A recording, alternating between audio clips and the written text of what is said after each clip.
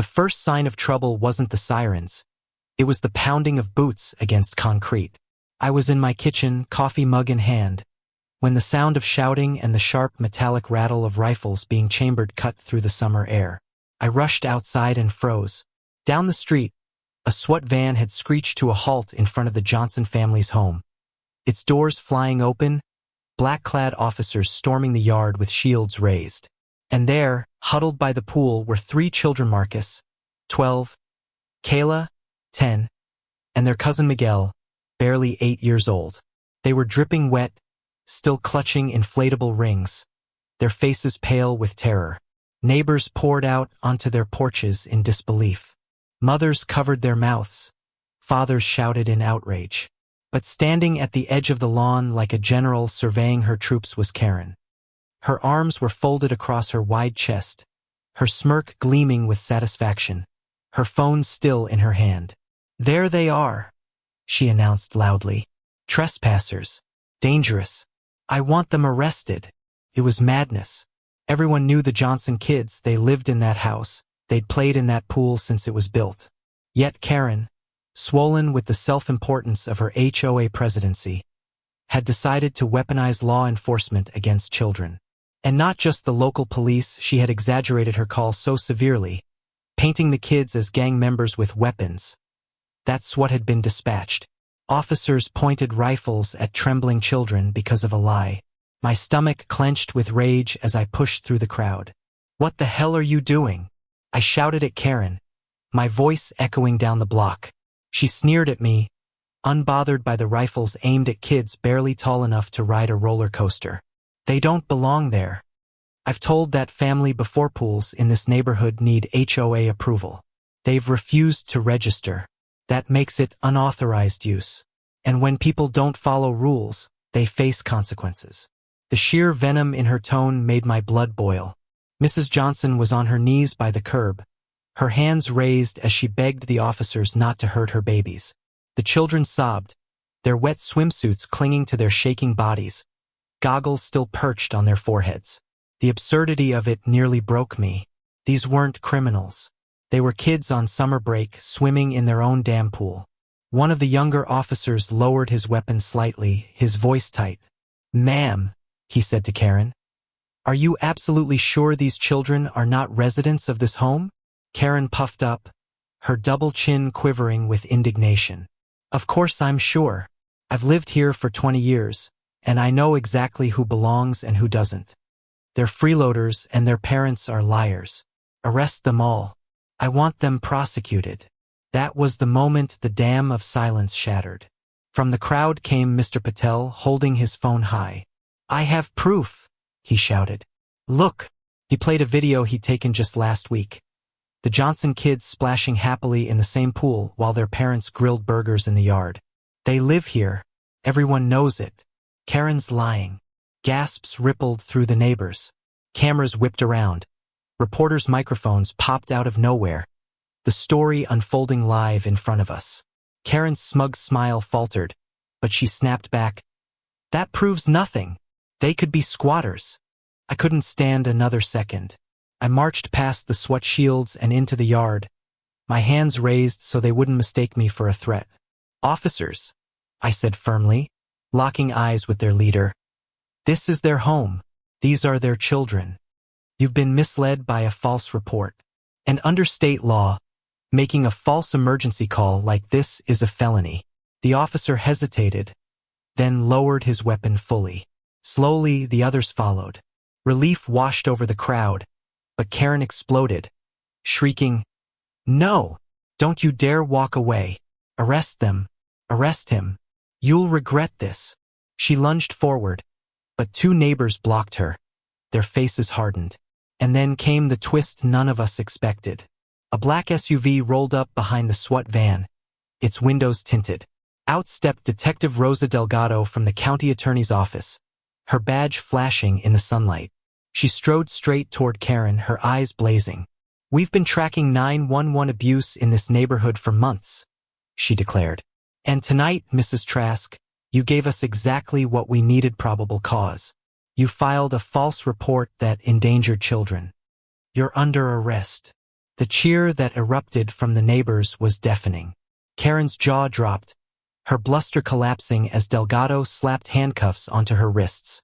She kicked and screamed, bellowing about her HOA authority, threatening lawsuits, demanding respect.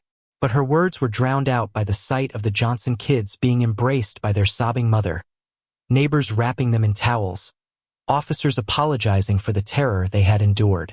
As Karen was shoved into the back of the squad car, her power crumbled like dust. And yet, for me, the most powerful moment wasn't her downfall, it was what came after. Neighbors who had barely spoken to each other for years gathered in the Johnsons' yard that night. They brought food, blankets, and music. Kids splashed again in the pool, this time under the watchful eyes of smiling parents and not armed rifles. Someone hung a wooden sign on the fence, written in bold marker, "Our pool, our kids, our family." And that was the truth. Karen's cruelty had tried to divide us, but instead it forged unity. Her reign of intimidation ended not with silence, but with solidarity. She wanted those kids jailed, but instead she ended up behind bars. I knew then that the story wouldn't just live on our block. It would spread, inspire, and maybe even change laws. Because no one, least of all children, should ever fear the sight of SWAT in their backyard because of one woman's hate. So I ask you, the reader, should people like Karen face harsher penalties for weaponizing 911 against children, or was her arrest and downfall enough? Share your thoughts, because silence is complicity, and every voice matters. The days that followed felt like we were living in a fever dream. The story wasn't just local gossip anymore. It was on every screen, every feed, every headline. News anchors debated it with outrage in their voices. Community leaders condemned it, and hashtags spread like wildfire. SWAT on kids, Karen crisis, protect our children. Overnight, our quiet neighborhood became the epicenter of a national conversation about race, authority, and the weaponization of 911. Karen's arrest replayed on the evening news like a scene from a movie. Her bulk squeezed into the back of a squad car, wrists in steel cuffs, her face twisted into a mask of shock and humiliation. It should have been the end, but for us it was only the beginning. Because justice isn't just about one person's downfall, it's about rebuilding what was broken. 2 days later, the Johnson family held a gathering in their backyard. What was meant to be a small comfort circle turned into a community assembly. Neighbors brought food, folding chairs, and kind words. Kids jumped back into the pool, their laughter a defiant sound against the fear they had endured. Mrs. Johnson stood by the grill, tears in her eyes as she looked out at the crowd. "Thank you," she said, her voice cracking. "Thank you for standing with us when Karen tried to destroy us. We'll never forget it." I watched as Alan, Amy neighbor and close friend, lifted her phone and began live streaming, broadcasting the voices of the people Karen had tried to silence. Parents spoke of their children's nightmares, of little Miguel waking up screaming at the sound of sirens, of Kayla refusing to go outside after dark. Teenagers spoke of humiliation, of growing up under Karen's surveillance, her constant threats, her clipboard scratches that dictated their childhoods. Every word was raw, every tear recorded, and the live stream racked up thousands of views within hours. And then came the twist none of us saw coming. At the end of the gathering, a woman approached quietly from the street. She wore a navy blazer, her badge clipped discreetly at her hip. She introduced herself as Special Agent Thomas from the Department of Justice's Civil Rights Division. "I've been following this case closely," she said. "The Johnson family's ordeal isn't just a neighborhood dispute, it's a violation of civil rights. We're preparing to file federal charges against Mrs. Trask for abuse of emergency services and discriminatory harassment." The crowd erupted, not in cheers but in a stunned silence that quickly gave way to murmurs of hope. This wasn't just a local matter anymore. It was bigger. It was systemic. And finally, someone from outside was listening. The trial became a national spectacle. Courtrooms filled with cameras, reporters, and advocates holding signs that read, "Kids deserve safety," and 9/11 is not a weapon. I sat in the gallery every day, my fists clenched as witness after witness took the stand. The Johnson children's testimony nearly broke little Miguel, whispering that he thought he was going to die. Marcus describing the way the rifles shook in front of his face. Kayla saying she didn't understand why someone would hate them just for playing in their own pool. Karen, in her defense, remained true to form. She denied everything, claimed the kids were trespassers, insisted she acted in the best interest of community safety. She shouted, interrupted, even tried to glare down the jury.